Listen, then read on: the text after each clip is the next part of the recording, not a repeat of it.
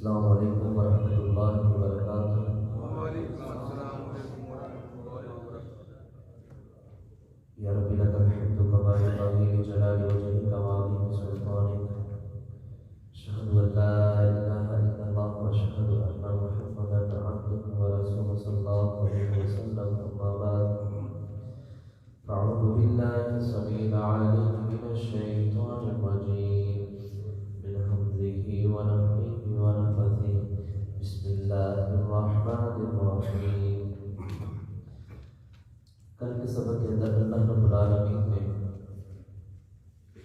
اس بات کے متعلق ارشاد فرمایا تھا کہ جب جیسے اسرا غزوہ تبوک کے لیے لوگ نکلے تھے تو بہت ہی کٹھن حالات تھے، بڑی مشکلات تھیں، کھانے پینے کی اشیاء کی کمی تھی، اسلحے کی کمی تھی، سواریوں کی کمی تھی، سفر بڑا لمبا تھا، 15 دن کے قریب لگے تھے تبوک میں پہنچنے کے لیے۔ تو اس وقت بعض لوگ ایسے تھے کہ شاید وہ اپنی ایڑیوں کے بل گر جاتے۔ اللہ فرماتے ہیں میں نے اپنی رحمت سے ان کے اوپر شفقت کی اور میں نہایت ہی رحم کرنے والا۔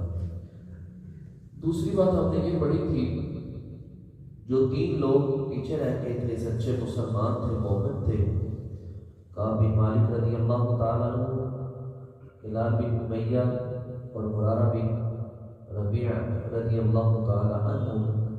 اللہ رب العالمین نے ان کی توبہ کو قبول کیا۔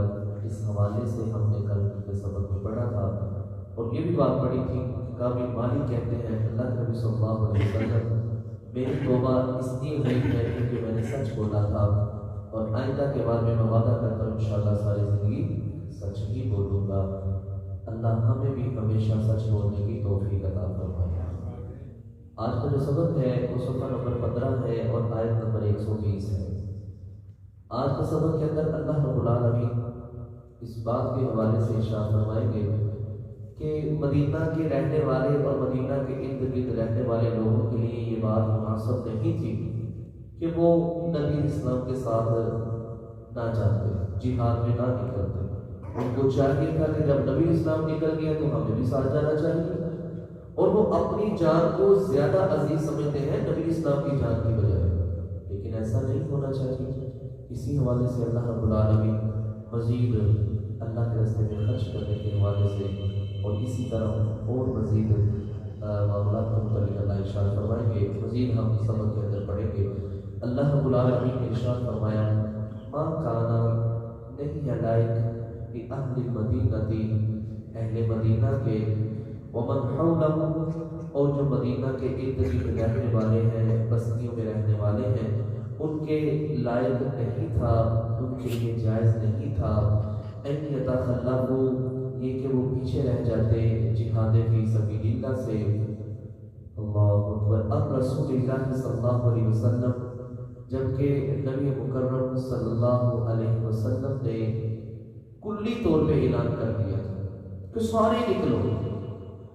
معاملہ بڑا ہی خطرناک ہے، جنگ بہت بڑی ہونی ہے، قوم بہت طاقتور ہے، اور سفر بڑا لمبا ہے، پھل پکے ہوئے ہیں، سارے معاملات ہیں، لہذا نکلو۔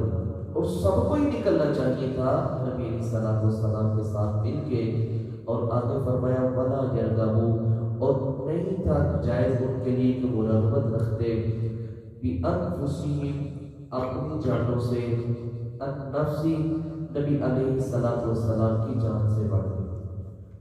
انہوں نے اپنی جان کو زیادہ اچھا سمجھا اور اپنی جان کا سوچا، جناب محمد رسول اللہ صلی اللہ علیہ وسلم کی جان کی کوئی پرواہ نہیں کی۔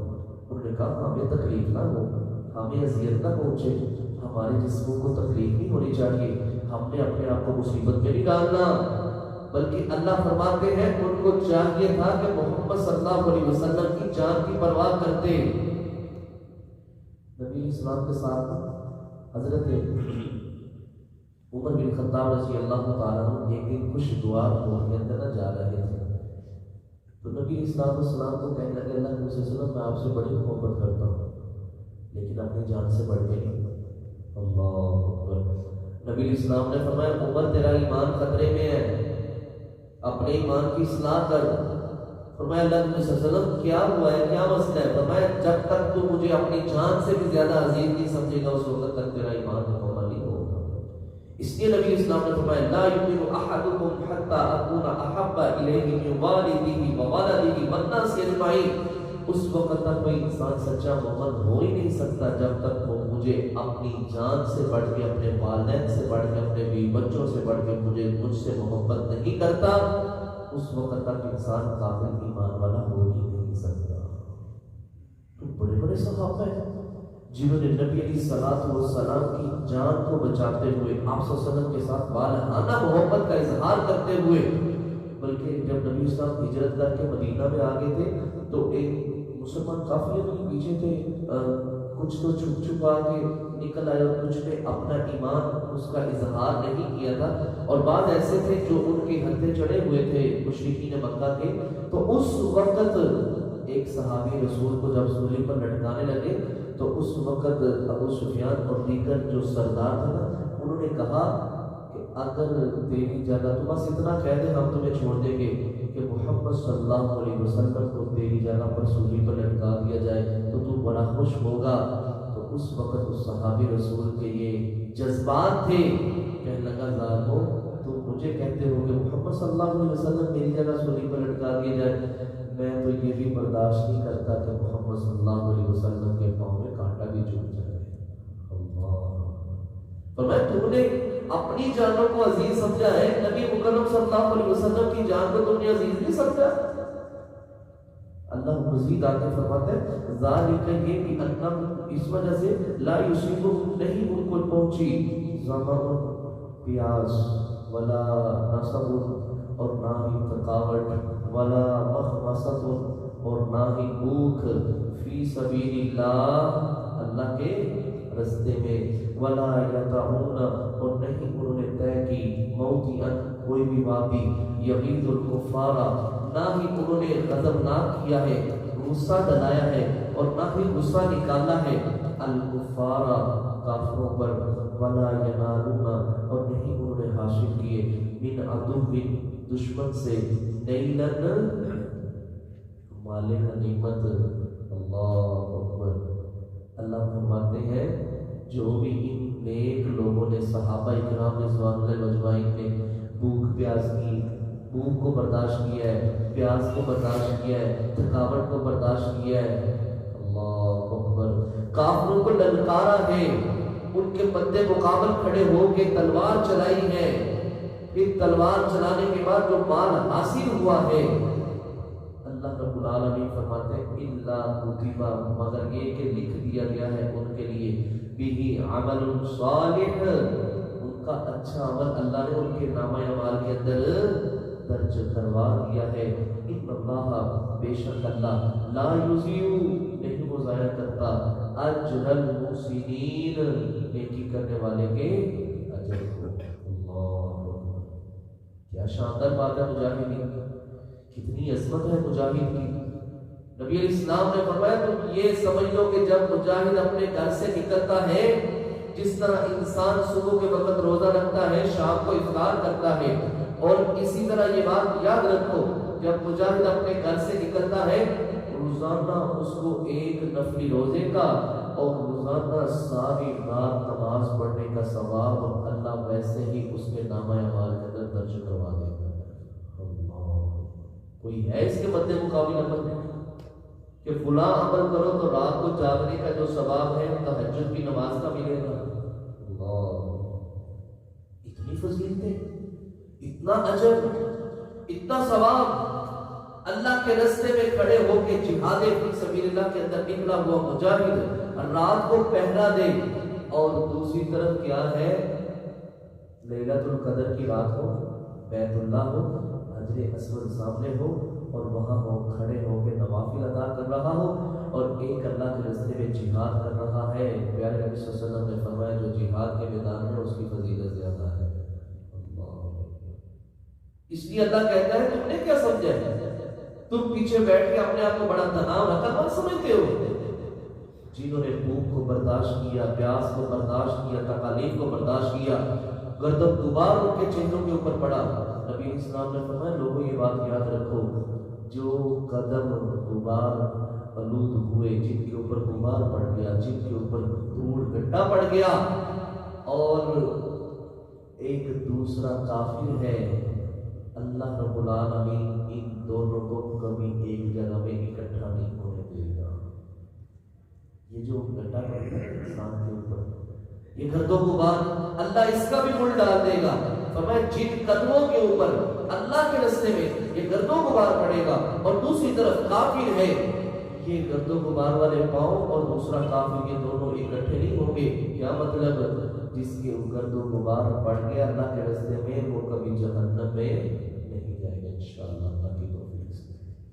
تو اللہ فرماتے ہیں ہم نے ان کا سارا بدلہ لکھ دیا، سارا اجر لکھ دیا، ان کے اجر کو ضائع نہیں کریں گے۔ فرمایا ولا ينفقون، اور نہیں وہ خرچ کرتے، نفقۃ خرچ کرنا، صغیرۃ تھوڑا، ولا کبیرۃ یا بہت بڑا، تھوڑا خرچ کرتے ہیں یا زیادہ خرچ کرتے ہیں، ولا یقطعون، اور نہیں وہ طے کرتے بات یہ کوئی بھی وادی، الا مگر لہم کتب لہم، ان کے لیے لکھ دیا جاتا ہے، لیجزیہم، تاکہ ہم ان کو احسن طریقے سے، بہتر طریقے سے بدلہ دے اللہ، احسن ما کانوا یعملون، جو وہ دنیا کے اندر اعمال کرتے رہے۔ اللہ کہتا ہے میں مجاہد کے کسی عمل کو ضائع نہیں کرتا۔ مجاہد خرچ کرے، دن رات خرچ کرے، جس وقت مرضی خرچ کرے۔ حضرت عثمان غنی رضی اللہ تعالیٰ عنہ 1000 دینار شفیوں کی تھیلی نبی اسلام کی جولی میں لا کے ڈالی، نبی اسلام نے اپنی جولی کے اندر ان کو الٹ پلٹ کر رہے ہیں، اور نبی اسلام کا چہرہ چمک رہا ہے، خوبصورت چہرہ مسکرا رہا ہے۔ پیارے نبی صلی اللہ علیہ وسلم نے فرمایا ما ضر عثمان، اے عثمان تو آج کے بعد کوئی بھی عمل نہ کرے، تیرا کوئی عمل تمہیں جنت میں جانے سے نہیں روک سکتا۔ نبی اسلام اتنے خوش ہو گئے، تقریباً 900 کے قریب سواری اونٹ دیے، 100 کے قریب گھوڑے دیے، ساز و سامان سمیت۔ وہ ابو عقیل رضی اللہ تعالیٰ کو جو ساری رات ایک یہودی کا کنواں، اس کے ذریعے اس کے باغ کو پانی لگاتے رہے، اور ایک ساتھ کھجوریں تقریباً 2.5 کلو بنتی ہیں، نبی اسلام کے سامنے لا کے حاضر کرتے ہیں، اللہ کے نبی صلی اللہ علیہ وسلم یہی میری کمائی ہے، دن رات محنت کر کے یہی کچھ ملا ہے۔ نبی علیہ السلام نے فرمایا اللہ کے بندے تو نے اتنے خلوص کے ساتھ یہ اللہ کے راستے میں صدقہ کیا ہے۔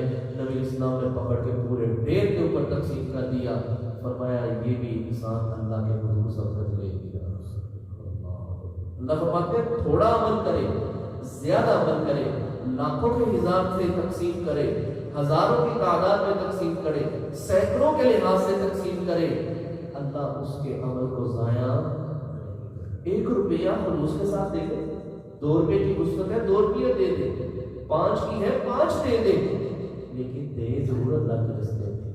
نبی اسلام کے پاس ایک بندہ آیا، نکیل ڈلی ہوئی ایک اونٹنی تھی، فرمایا اللہ کے رسول صلی اللہ علیہ وسلم اس کو اللہ کے راستے میں قبول کیجیے۔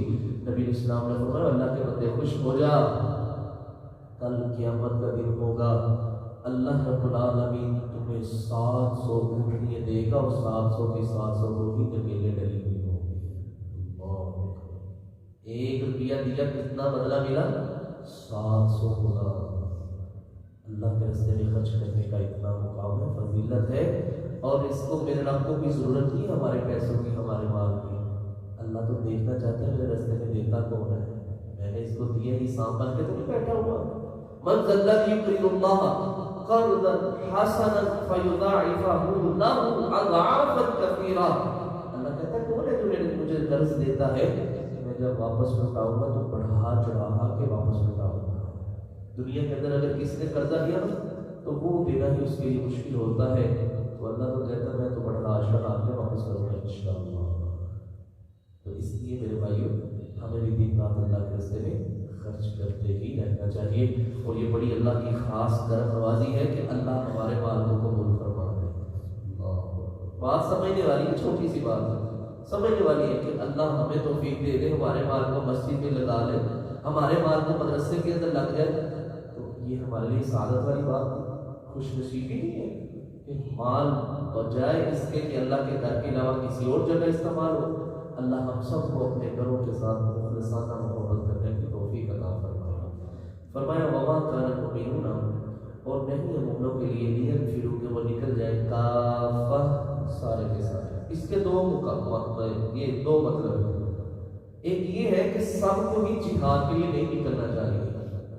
کیا مطلب؟ پیچھے کوئی علم حاصل کرنے کے لیے بھی ہونا چاہیے۔ اور اس کا دوسرا مطلب یہ ہے کہ جو جہاد میں گئے ہوئے ہیں وہاں کی فضیلتیں آ کے پچھلوں کو بیان کریں کہ ہم نے وہاں اس طرح جہاد کے اندر حصہ لیا، ہم اس طرح لڑے، ان کو آ کے ڈرائیں دھمکائیں کہ تم جہاد کے لیے نہیں نکلے تو تمہارا یہ نقصان ہوا ہے۔ بہرحال یہ آیت سمجھنے والی ہے۔ اللہ فرماتے ہیں وما کان المؤمنون، اور جو نہیں ہے مومنوں کے لیے لین فیرو کہ وہ نکلے کافہ سارے کے سارے۔ فلولا پس کیوں نہیں نفرا نکلا من کل گروہ من کل فرقت ہر فرقے سے منہم طائفۃ ایک گروہ لیتفقہوا تاکہ وہ سمجھے فی الدین دین کو۔ کیا کہنے کا مطلب ہے میرے رب کا کہ اگر سارے ہی چلے جائیں گے تو پیچھے دین کو کون سمجھے گا؟ نبی اسلام کے اوپر وحی نازل ہوتی ہے، اس وقت نبی اسلام کے پاس اگر کوئی نام موجود ہوا تو آپ صلی اللہ علیہ وسلم کی بات لوگوں تک دوسروں تک کون پہنچائے گا؟ لہٰذا کچھ نبی اسلام کے پاس رہ جائے گا اور بقیہ جہاد کے لیے جن کو پیار کے صلی اللہ علیہ وسلم نے منتخب کیا وہ اس طرف نکل جائے۔ لیتفقہوا تاکہ وہ غور و فکر کریں، سمجھیں فی الدین دین کو، ولینذروا تاکہ وہ ڈرائیں قومہم ایسی قوم کو اذا رجعوا جب وہ لوٹے الیہم ان کی طرف، لعلہم یحذرون تاکہ وہ پیچھے رہ جانے کی وجہ سے ڈریں۔ ایک اس کا مطلب یہ ہے کہ جہاد والے آ کے پچھلوں کو ڈرائیں کہ تم جہاد کے اندر کیوں نہیں۔ دوسرا اس کا معنی یہ ہے کہ جنہوں نے دین اسلام کا علم حاصل کیا ہے دوسرے لوگوں کو جا کے سمجھائیں، دین کی سمجھ دیں، دین کے متعلق علم دیں کہ یہ دین تم سے یہ مطالبہ کرتا ہے، ان چیزوں کے اوپر عمل کرنے کا کہتا ہے اور ان چیزوں سے باز رہنے کا اللہ اور اس کے رسول نے پیغام دیا ہے۔ آخری بات فرمایا یا ایھا الذین، اے لوگو آمنو جو ایمان لائے، قاتلوا الذین لڑو ان لوگوں سے، یلونکم جو تمہارے آس پاس ہیں، من الکفار کافروں میں سے۔ یہ ایک اصول بیان کیا جا رہا ہے کہ نبی اسلام کو اللہ کہتا ہے پہلے قریب والے کافروں سے لڑنا ہے۔ یہ نہ ہو کہ آپ دوسری طرف چلے جائیں، دوسرے ملک کی طرف چلے جائیں اور جو قریب کے کافر ہیں کہیں وہ بھی مرکز کے اوپر حملہ نہ کر دیں، مدینہ منورہ کے اوپر حملہ نہ کر دیں، آپ کی مسجد کو مسمار نہ کر دیں۔ اس لیے پہلے آپ نے قریب کے کافروں سے حساب پورا کرنا ہے۔ تو نبی اسلام نے سب سے پہلے جزیرۃ العرب کے اندر جو کافر تھے نا ان کو تنبیہ کی، پھر نبی اسلام مکہ کی طرف گئے تھے، پھر اس کے بعد غزوہ حنین، پھر یمامہ، پھر اس کے بعد خیبر، اور پھر اس کے بعد نبی اسلام آخر میں 9 ہجری کے قریب تبوک کی طرف نکلے تھے۔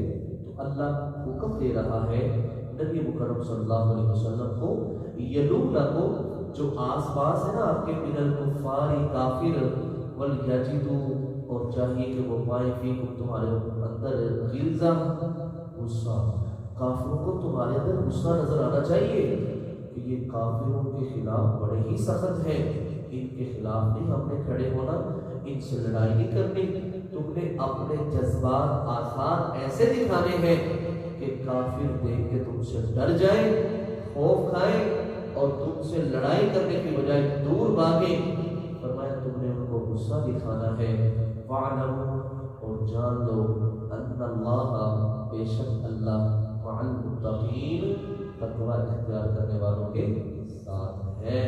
تم اگر اللہ کا ڈر اپنے اندر پیدا کر لو گے کسی کافر کی ضرورت نہیں ہوگی، کوئی بھی کافر تمہاری طرف میری آنکھ سے نہیں دیکھے گا، کوئی بھی تمہارے مدد مقابل نہیں نکلے گا۔ اور یقین کر کے مانیے گا اس غزوہ تبوک کے اندر الحمدللہ اللہ نے یہی چیز دکھلائی کہ جب مسلمان وہاں پہنچے 20,000 کا لشکر پہنچا تو یہ رومی اپنا گھر بار چھوڑ کے سارے بھاگ گئے، مسلمانوں کو الحمدللہ اللہ نے فتح نصیب فرمائی۔ اللہ یہی بات سمجھانا چاہتے ہیں، اگر جو قوم اپنے دین کے اندر تقوی اختیار کر لیتی ہے، اللہ کا ڈر اور خوف پیدا کر لیتی ہے، اللہ اس قوم کا ڈر دوسری کافر قوم کے اندر پیدا کر دیتا ہے، اور جس کی وجہ سے اللہ الحمدللہ مسلمانوں کو کامیابیوں سے نوازتا ہے۔ اللہ سے دعا کیجیے رب العالمین ہمیں بھی حقیقی معنوں میں اپنے سے ڈرنے کی توفیق عطا فرمائے۔ سبحانک اللہم و بحمدک اشہد ان لا الہ الا انت استغفرک و اتوب الیک۔